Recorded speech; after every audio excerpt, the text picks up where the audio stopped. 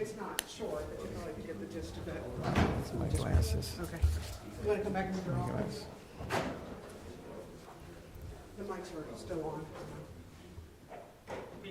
I turned it off. Okay, about the piece.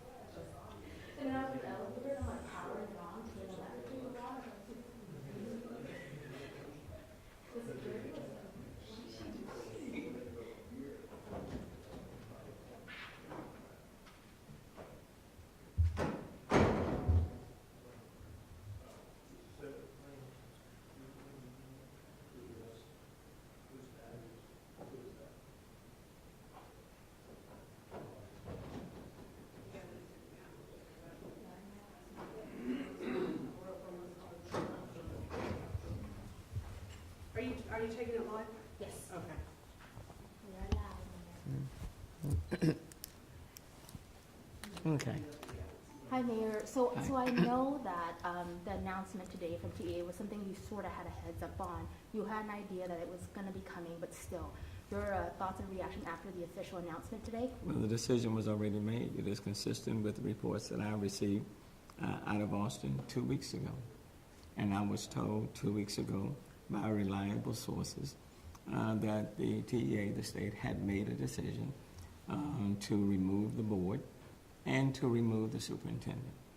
So this is not new. And in fact, they had already provided information to the media even before they met with the legislators this morning, which is disappointing. I'm also told that they've already decided who the superintendent is going to be. That decision has been made.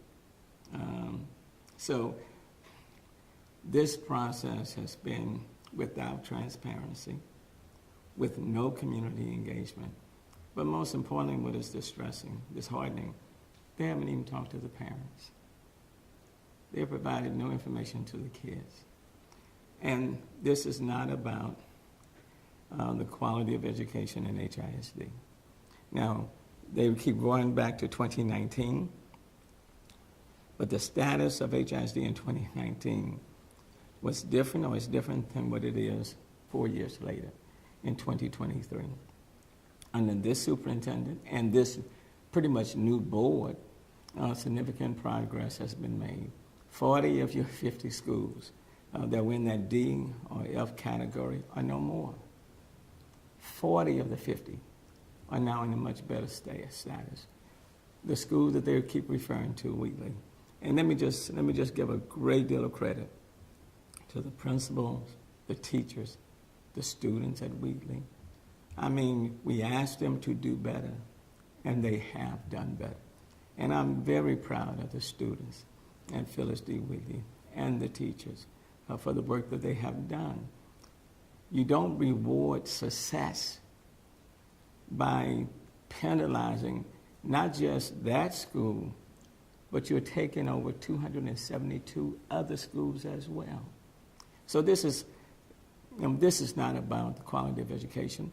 If you look in the legislature right now, there are a number of bills that have been filed to even preempt the authority of the city of Houston and cities across the state. when you look at what's happening in this legislature, they are filing bills for the state to preempt the authority of local jurisdictions. HISD happens to be one of those local jurisdictions. Mr. Mayor, there has been somewhat of a last-minute attempt to try to stave off a takeover. Representative Sheila Jackson-Lee is in Austin today and has been working on it. How do you move forward? What's the next steps as far as the city and how you respond to TEA and allow the parents to have a say? Well, the reality is that, I think it was Colin Powell, Secretary Colin Powell told President Bush that if you move into Iraq, then you own it. It is yours. Number one, I think what everyone should understand, there is no example of a successful takeover by the state of a local school district anywhere of the size of HISD. No successful example. Rather, if you look at the report done by the Kinder Institute, what they said is that after a school takeover, the status of the district is worse after to take over than before. So by what standard shall we measure TEA? Because basically what they're saying to the parents and to the state teachers, under this takeover, there will be no failing schools in HISD. None. None. Okay? And then I'm assuming they're saying that immediately after they take over, all the schools are going to be better. So are they putting in substantially more resources?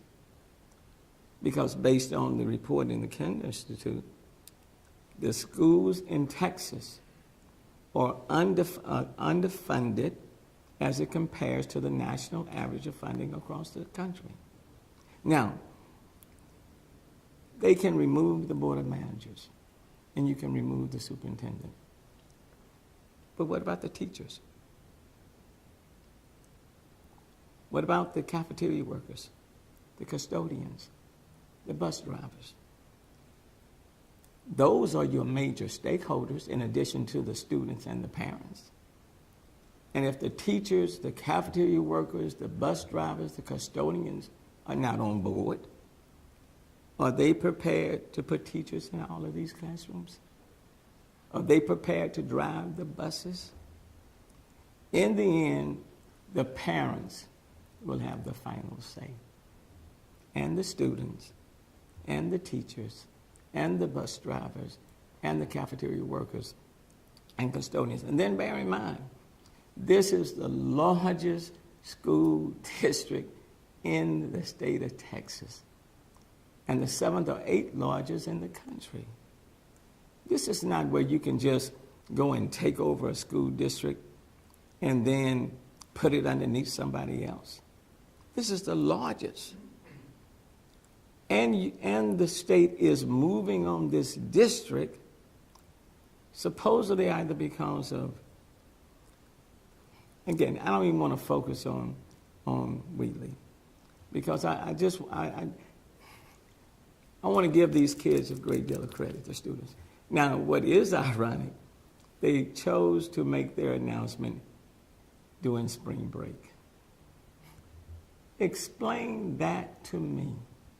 In the middle of spring break, when the kids and the teachers and the parents are kind of resting up, getting themselves together, relaxing, and you're going to drop this news right in the middle of spring break. How insensitive can you be? And if your focus is on the kids, you tell me how this helps them right now. And you're dropping it right when they're getting ready to start taking exams. You cannot run local government from Austin, Texas. Okay? You cannot run school districts and cities and counties from Austin, Texas. You cannot. Okay? So this doesn't even make good sense. And if the focus is about the kids, then you tell me how this benefits the kids. And if it's about parental engagement, TEA is selecting the board of managers. And they are already in the process of doing that. Okay? TA is selecting the board of managers. So who are they? Let me just say this. The state deserves an F on how they have handled this process up to this point. Just a flat out F. No community engagement, no engagement with the parents, no information being provided to the students, dropping this in the midst of spring break, creating a great deal of disruption, anxiety, and stress. Okay? The state deserves an F. So who takes them over? Who takes them over? And who are they accountable to? And they're not even talking to the media. So where's the transparency on all of this? I mean, come on now. Where's the transparency? Mr. The Mayor. mayor has to leave for an appointment. We can probably have some more time this afternoon. And do you have another question? We're gonna, I've heard you comment a lot about how this region has been under some attack from Austin, if you will, particularly when it comes to this voucher thing that they're trying to push through the legislature. And you kind of connected that outside of Wheatley. Do you still feel that way? Absolutely. This is more about vouchers. This is more about charters. This is more about creating disruption in cities and local units of government.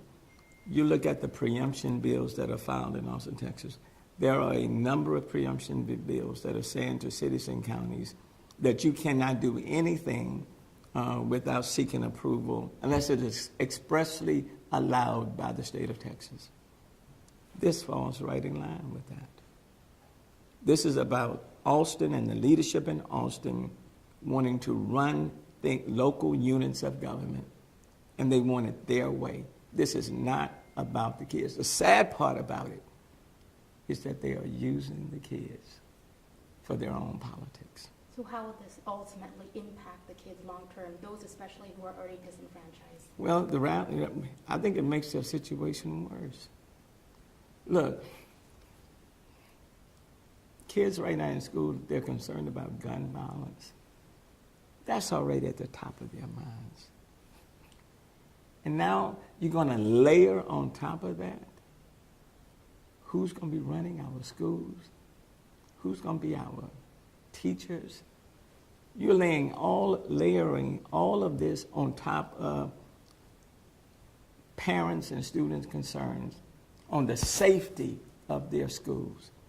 Instead of focusing on this, why isn't the state focused on the safety of our children? You mean to tell me that this is the number one priority? You mean to tell me this is the conversation that we're having? What about the safety of our schools? What about guns being brought into our schools? What about that? So this becomes the priority of the people in Austin, Texas. Instead of grading the students and the teachers, they need to grade themselves on how they are handling this whole matter. But I give them an F. You mentioned that they probably already selected a superintendent. Can you share that? Who did they select? Well, the reports that I got is that they selected a person out of Dallas to be the superintendent. And I was told that information was already relayed locally more than 2 weeks ago.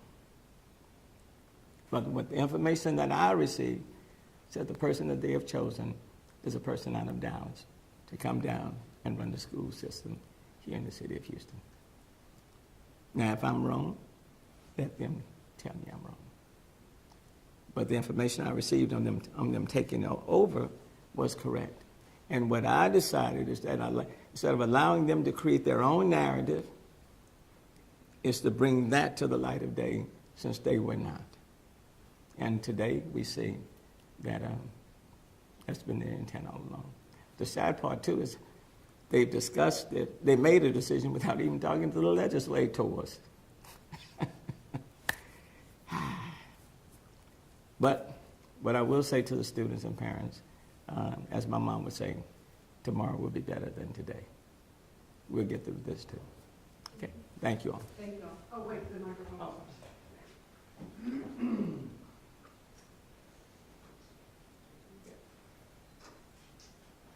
You're only wearing one. Okay. All right, thank you all. Thank you, Mayor.